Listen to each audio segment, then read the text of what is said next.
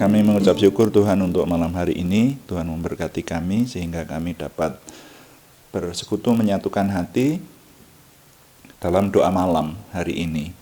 Kami merenungkan firman-Mu, Tuhan memberi kemampuan dan Tuhan menguatkan kami sehingga hidup kami semakin merasakan kasih karunia dan kuasa Tuhan yang menyertai dan menolong kami.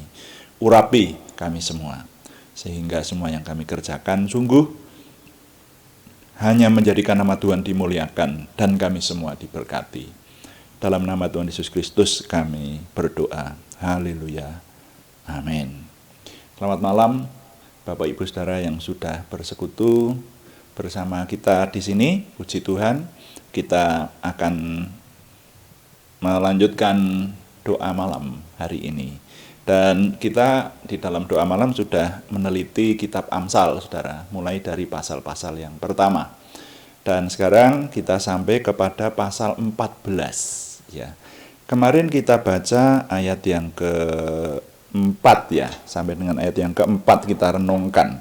Nah, puji Tuhan kita diberi kemampuan untuk meneliti banyak isi dari kitab suci. Bahkan yang doa pagi itu mulai dari kitab Kejadian. Nanti akan kita selesaikan sampai kitab Wahyu. Minta kepada Tuhan diberi umur panjang, kemampuan, dan segala sesuatunya berjalan dengan baik dan lancar untuk kemuliaan nama Tuhan. Kita meneliti isi kitab suci sehingga kita semakin lagi memperoleh namanya pengenalan akan Tuhan. Saudara, di kitab suci itu, di istilah kerohanian itu ada istilah yang populer, yaitu pengenalan akan Tuhan. Ini yang harus dimiliki. Dan bagi pengalaman saya, tidak ada habis-habisnya pengalaman pengenalan akan Tuhan itu, saudara ya. Dan ini harus kita kerjakan, kita kejar setiap saat dalam hidup kita, sehingga hidup kita semakin memiliki kemenangan atau hidup yang berkemenangan. Begitulah. Amsal pasal 14 ayat yang ke-5. Firman Tuhan berkata, saksi yang setia tidak berbohong, tetapi siapa menyembur-nyemburkan kebohongan adalah saksi dusta. Saudara, saya membaca, dan kalau saudara mau membandingkan dengan terjemahan-terjemahan lain, isinya sama, ya. Tidak ada terjemahan yang berbeda sehingga harus kita perbandingkan, tapi ini menjelaskan tentang saksi, ya. Saksi yang setia tidak berbohong. Jadi saksi yang baik itu tidak berbohong, tetapi siapa menyembur-nyemburkan kebohongan adalah saksi dusta. Nah, ini memberikan pengajaran kepada kita bahwa dalam hidup ini ada dua hal yang bisa dilakukan, yaitu kebenaran dan kebohongan. Itu, saudara ya. Ya, bagi saudara yang sudah hidup keimanannya dewasa, lahir baru, mungkin sudah lama meninggalkan soal kebohongan. Karena kalau menurut saya, murid Tuhan Yesus itu ciri utamanya adalah orangnya hidup dalam ketulusan. Ketulusan itu di dalamnya terkandung kejujuran, ya. Jadi murid Tuhan Yesus itu ciri, mungkin malah bisa disebut ciri utama, itu adalah kejujuran. Orangnya tidak mau sama sekali berbohong, bahkan sekecil apapun, karena takut kepada perkataan Tuhan Yesus itu di Yohanes pasal 8 ya kalau nggak salah, ayat 44 itu, yaitu bahwa siapa yang berdusta, ya, segala dusta adalah anak iblis. Jadi Tuhan Yesus mengatakan bahwa iblis adalah bapa segala dusta, ya. Nah, sehingga orang yang sungguh-sungguh menghayati menjadi murid Tuhan Yesus Kristus yang sungguh-sungguh itu salah satu ciri besar itu adalah tidak suka mengatakan yang tidak benar. Jadi hidup dalam kebenaran. Tapi di sini dikatakan siapa yang menyembur-nyemburkan kebohongan, ia adalah saksi dusta. Nah, saudara, kalau berbicara mengenai saksi, sepertinya kita ini dalam kehidupan sehari-hari tidak selalu ya menjadi saksi. Yang namanya saksi itu kan penguat sebuah peristiwa seperti itu. Jadi kalau ada peristiwa terjadi, nah kemudian kita mengetahui persis peristiwa itu, nah kita itu menjadi saksi namanya. Tapi kalau kita tidak berkaitan dengan sesuatu yang berhubungan dengan peristiwa dan yang harus dikuatkan, itu kita tidak menjadi saksi. Jadi kita ini kalau berbicara masalah saksi itu sepertinya ini bukan untuk kehidupan sehari-hari gitu loh. Saksi itu hanya diperlukan di pengadilan, ya. Lalu apalagi? Mungkin dalam contohnya ya, contoh peristiwa dalam sebuah kecelakaan gitu, kecelakaan lalu lintas misalnya. Nah, maka kemudian nanti diperlukan siapa saksine gitu kan. Siapa yang menjadi saksi gitu. Nah, ini jadi saksi itu diperlukan hanya dalam peristiwa-peristiwa tertentu gitulah. Sehingga kitab Amsal ini mengajarkan kepada kita, sekali lagi harus kita ingat saudara-saudara, kitab Amsal ini memperkaya kita. Nah, ini bicara mengenai saksi kan begitu. Walaupun mungkin kita tidak membutuhkan untuk pemahaman untuk menjadi saksi itu, ya toh? Karena kita barangkali ada yang mendengarkan sampai detik ini aja, wah lah ini pokok bahasanya kok mengenai saksi. Wah ini tidak ada kena mengenanya dengan saya ini, kan begitu. Karena saya tidak akan jadi saksi di pengadilan kok. Saya juga tidak menjadi saksi di sebuah kecelakaan tertentu kok, kan seperti itu. Jadi wah ini kurang berguna begitu. Merenungkan soal saksi.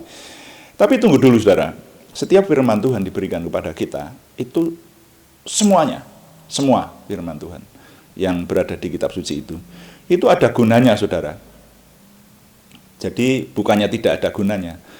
Semua firman ini temanya apapun, itu ada gunanya. Nah, sehingga saudara-saudara sekalian, saya merenungkannya, ini ada hubungannya dengan perkataan Tuhan Yesus di Perjanjian Baru, yaitu di Kisah Para Rasul pasal 1 ayat 8, saudara. Kalau kita membaca di kitab Kisah Para Rasul, pasal yang pertama, mulai dari ayat 6 itu di situ dikisahkan tentang peristiwa Tuhan Yesus terangkat ke surga. Ayat 6 ya, maka bertanyalah mereka, murid-muridnya, yang berkumpul di situ, Tuhan, maukah engkau pada masa ini memulihkan kerajaan bagi umat pilihan Tuhan? Jawabnya, ayat 7, engkau tidak perlu mengetahui masa dan waktu yang ditetapkan Bapa sendiri menurut kuasanya. Nah, perhatikan ayat 8. Tetapi kamu akan menerima kuasa. Ya, kamu akan menerima kuasa kalau Roh Kudus turun ke atas kamu, dan kamu akan menjadi saksiku di Yerusalem dan di seluruh Yudea dan Samaria dan sampai ke ujung bumi. Saudara, firman ini ditujukan kepada siapa? Kepada murid-murid Tuhan Yesus. Siapakah murid-murid Tuhan Yesus? Murid-murid Tuhan Yesus adalah mereka yang ada di hadapan Yesus dan mengikuti Yesus waktu itu. Tapi logikanya begini. Nah, pertanyaannya, kita ini murid Tuhan Yesus atau bukan? Itu loh. Ini ucapan ini ditujukan kepada murid-murid yang ada di hadapan Tuhan Yesus waktu itu, saudara. Nah,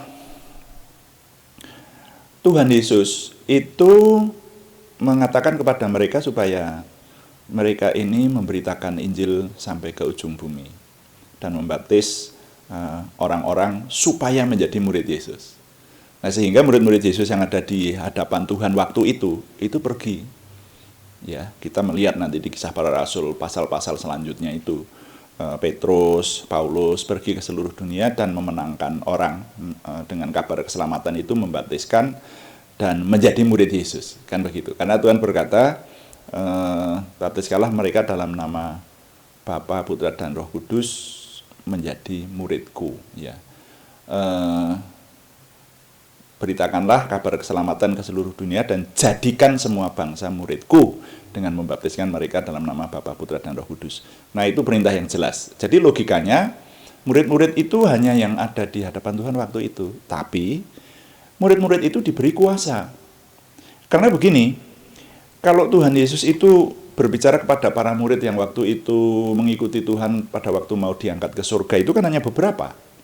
Ya, 12 murid lah kira-kira. 11 tanpa Yudas Iskariot. Lalu mungkin ada beberapa orang yang lain, karena mereka ini kan barusan dari Yerusalem kemudian berjalan ke arah Bukit Zaitun, kan begitu kan kisahnya. Nah, di situ Tuhan Yesus terangkat ke surga secara fisik waktu itu.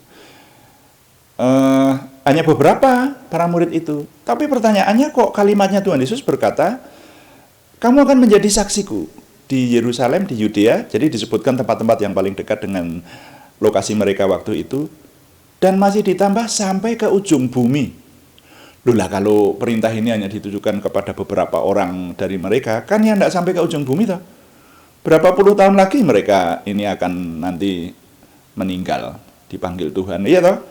Petrus, kemudian siapa murid-murid yang lain itu, Yakobus, Yohanes, siapa Filipus dan lain-lain. Itu akan mati, ya, habis. Tapi Tuhan Yesus dengan kalimat ini mengisyaratkan atau bahkan dengan jelas menginstruksikan kepada para murid itu bahwa berita keselamatan itu, Injil itu harus disebarkan sampai ke ujung bumi. Itu saudara ya.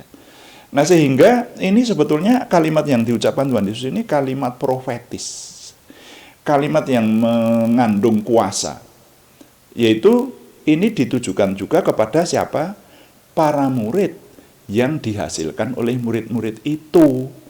Karena nanti di Yohanes pasal 17 itu kalau saudara membaca doa Yesus untuk murid-muridnya, maka Tuhan Yesus sudah mendoakan orang-orang yang akan menjadi muridnya itu, yang akan menjadi muridnya itu. Aku berdoa bukan hanya untuk mereka ini saja, tetapi juga kepada mereka yang akan percaya oleh pemberitaan mereka ini. Jadi saudara, siapa yang didoakan itu? Saudara dan saya yang hidup pada hari ini. Nah, kalau hari ini kita hidup, maka dengan logika berpikir yang demikian ini, bicara mengenai saksi, saudara-saudara, kita tidak bisa mengatakan bahwa itu kalau berbicara masalah saksi itu, bukan urusan saya. Udah, bukan begitu. Perhatikan firman Tuhan ini, saudara ya. Sekali lagi, saya ingin berbicara kepada orang-orang yang sungguh-sungguh percaya kepada Tuhan loh. Ya, kalau saudara mengaku sebagai murid Yesus, saudara juga harus mempercayai firman Tuhan, ya toh, janji-janji Tuhan menjadi milik kita, amin. Ya, apa yang akan diberikan Tuhan, yang dijanjikan Tuhan melalui firman-Nya itu kita juga menerimanya, amin kan? Ya. Jadi ketuklah pintu, pintu akan dibukakan, mintalah kamu akan diberi, dan seterusnya. Ya, penyertaan Tuhan akan menyertai engkau sampai akhir zaman. Nah, itulah yang bagus-bagus itu menjadi milik kita. Tapi jangan lupa bahwa Tuhan juga berkata, kamu akan menjadi saksiku dari Yerusalem, Yudea, Samaria sampai ke ujung bumi. Ini diperintahkan kepada para murid dan sampai kepada kita. Yang setuju boleh mengatakan amin. Kalau yang tidak mengatakan amin, ya di batin nggak apa-apa. Biasanya kan jemaat itu begitu kalau mendengarkan khotbah. Amin, saudara. Tidak mengucapkan amin tapi di batin. Amin, amin, amin. Tapi hanya di dalam batinnya, silahkan aja lah. Pokoknya yang bicara amin, kalau saya terbiasa di gereja aliran Pentakosta itu ya, itu ekspresif sekali. Orang berbicara amin, amin, amin gitu. Makanya semangatnya mestinya berbeda gitu. Oke, jadi kita ini menjadi saksi Kristus. Apakah saksi itu? Saksi itu seseorang yang mengetahui kebenaran sebuah peristiwa dan berani berkata, saya saksinya. Ini benar. Gitu. Dan nanti kalau dikejar dengan pertanyaan apapun, saya melihat sendiri kok. Saya tahu kebenarannya dengan pasti, 100% gitu. Ya, makanya berani disumpah. Itu saksi yang benar itu. Nah, gitu saudara. Tapi kalau orang yang berbohong, di situ dikatakan yang menyembur-nyemburkan kebohongan, itu adalah saksi dusta, ya. Orang fasik itu di hadapan Tuhan dikategorikan sebagai orang jahat atau orang fasik. Nah, jadi ini sebetulnya kalau bicara satu ayat ini aja. Ini sebetulnya kalau direnungkan melebar luas ini, ya. Jadi ini berbicara mengenai orang jahat dan orang benar juga kan seperti itu. Nah, saudara, dengan demikian kalau kita menghayati Amsal pasal 14 ayat 5 dan kaitannya dengan Kisah Para Rasul pasal 1 ayat 8 khususnya, maka kita ini mau tidak mau, siapapun yang menjadi muridnya Tuhan Yesus adalah saksinya Tuhan. Nah, pertanyaannya, saudara dan saya, kalau menjadi saksinya Tuhan, memang saudara sudah berani mempertahankan ya sebuah alasan atau bahkan sebuah tuduhan ataupun perbedaan bahwa Yesus adalah Tuhan dan juru selamat. Dan itu memerlukan sebuah perenungan, saudara. Ya, makanya yang menghayati Kisah Para Rasul ayat 1 pasal 1 ayat 8 ini tentu orang-orang yang sungguh-sungguh dalam Tuhan, yang imannya sungguh-sungguh, tidak sembarangan, tetapi orang yang sangat paham akan Yesus. Sehingga semestinya, ya, ini coba perhatikan apa yang saya nyatakan ini. Semestinya setiap orang yang percaya kepada Tuhan Yesus Kristus itu adalah siap kalau ditanya orang atau menceritakan kepada orang siapa Yesus itu dan alasan-alasan yang tepat menyertainya yang tidak terbantah. Bahwa Yesus adalah Tuhan yang mengambil rupa manusia, yang menebus dosa kita dan menjadi imam besar agung kita. Bukan hanya asal. Karena kalau tidak bisa menjelaskan, bisa dituduh orang asal. Katakanlah, orang berkata, tanya kepada saya, memang Yesus itu juru selamat manusia. Loh, saya kan harus bisa menjelaskan. Bukan hanya sekedar, oh iya, saya percaya itu. Gimana logikanya? Ya pokoknya saya percaya gitu. Itu namanya bukan saksi. Kalau saksi, itu bisa menceritakan dengan detail. Saya bisa menceritakan. Bahkan dalam pengalaman hidup saya, dalam pelayanan saya, dengan logika yang ada pada saya jelaskan. Itu namanya saksi yang benar. Nah, dengan demikian saudara, semestinya Amsal pasal 14 ayat 5 tentang saksi ini tidak bisa dipisahkan dengan pernyataan Tuhan Yesus di Kisah Para Rasul 1 ayat 8. Kita semua ini adalah saksi. Dan kalau kita renungkan lebih dalam, maka saudara-saudara sekalian, ini bukan perenungan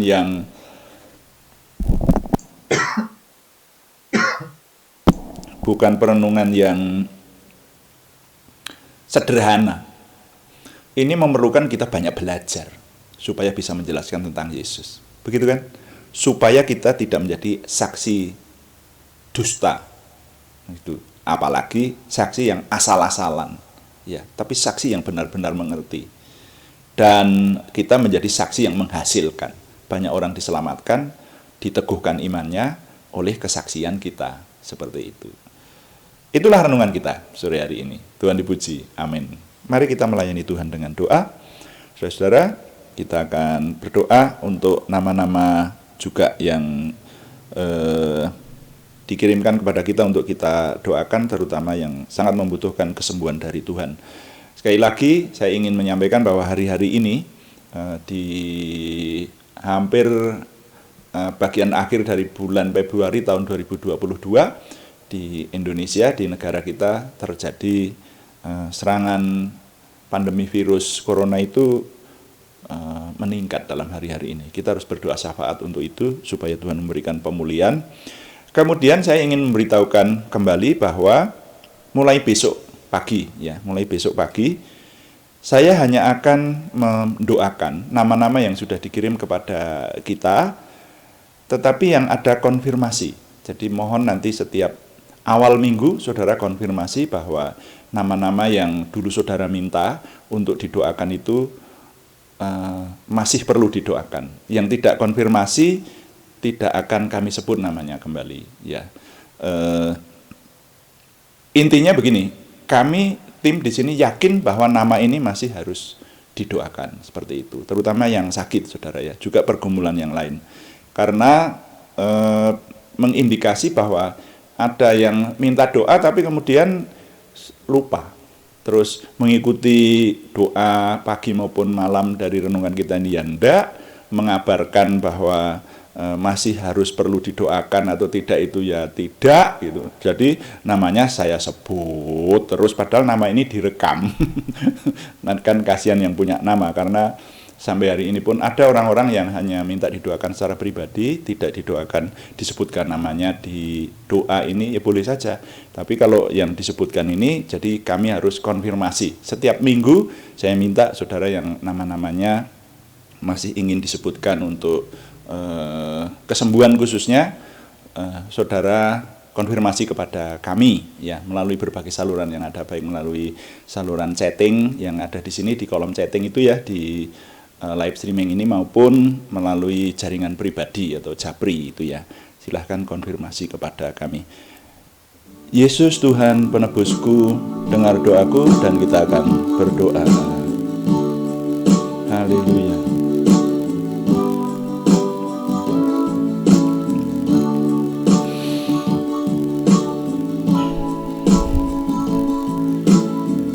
Yesus Tuhan penebusku,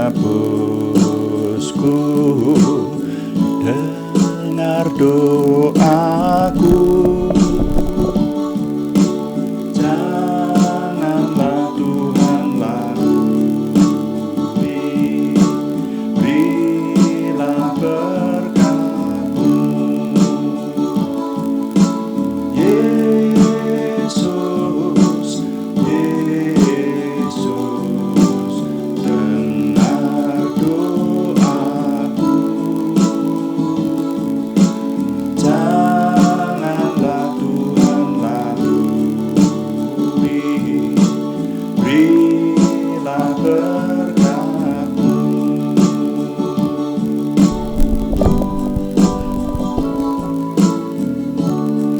Bapa, kami mengucap syukur untuk kesempatan yang Tuhan berikan, kami bersekutu memuliakan Tuhan, merenungkan firman Tuhan dan melayani Tuhan dengan doa.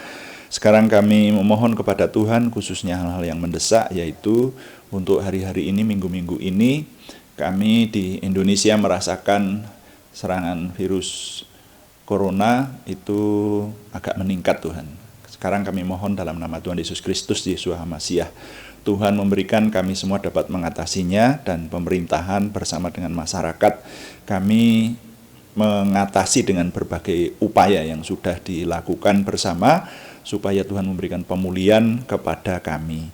Terima kasih Bapa di surga. Tuhan memberikan kekuatan secara khusus kepada keluarga-keluarga, orang-orang, saudara kami, bahkan kami semua yang ikut doa malam ini juga ada beberapa yang mengalami isolasi mandiri di rumah dengan segala konsekuensinya. Kami mohon Tuhan tolong, Tuhan memberikan kekuatan, ketabahan, dan kesembuhan segera bagi yang dinyatakan positif terpapar virus corona, sehingga kami sembuh dalam nama Tuhan Yesus Kristus, Yeshua HaMashiach itu, dan kami hidup dengan normal kembali. Terima kasih Tuhan. Sekarang kami menyerahkan nama-nama yang sudah dikirim kepada kami dan akan kami naikkan dalam doa, yaitu mereka atau kami semua Tuhan yang membutuhkan kesembuhan dan kesempurnaan pertumbuhan jasmaniah maupun kejiwaan.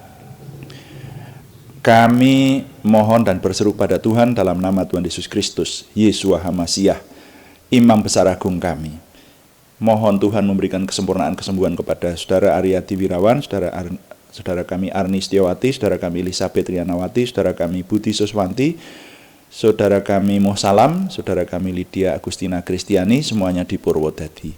Juga saudara kami Kristiningsih Joko Widodo, saudara kami anak Happy Kristiawan, semuanya di Jogja, saudara kami Endah Rukmadi, saudara kami anak Alex Jehovano Wibowo, saudara kami Endang Dwi Ambar Gustiah Surawan, saudara kami Tri Setiawati, saudara kami Widodo Indah Susilowati dan keluarga, semuanya di Salatiga. Saudara kami Meti Joyce, saudara kami Bagus Satrio, semuanya di Banjarmasin.